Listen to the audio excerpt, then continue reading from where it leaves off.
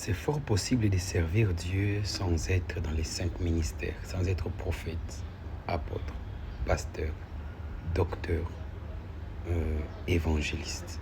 Donc c'est fort possible de servir Dieu sans être dans ces 5 ministères. C'est là où parfois moi j'avais dit, je ne suis pas appelé que...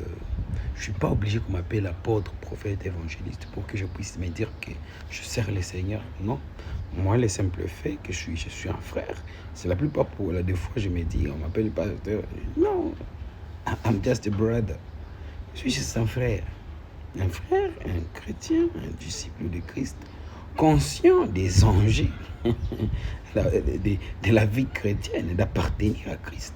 Parce que tu ne peux pas te dire que tu es chrétien, disciple de Jésus-Christ, sans pour autant servir les intérêts de Christ, les saluts des âmes, les encouragements, les exhortations, montrer la voie, la vérité aux autres.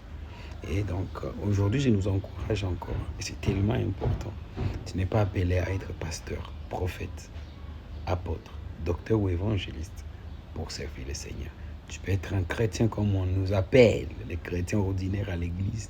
Mais en dehors de l'église, c'est que tu reçois à l'église, tu les partages à l'extérieur avec d'autres personnes. Et il y aura des témoignages, des vies seront transformées, des familles restaurées, des malades guéris et des âmes gagnées pour le Seigneur. Donc ne minimise pas, ne méprise pas les talents que tu as reçus des Seigneurs, mais mets ces talents en valeur et tu verras comment les gens seront touchés, les gens seront transformés par ce que Dieu a déposé en toi.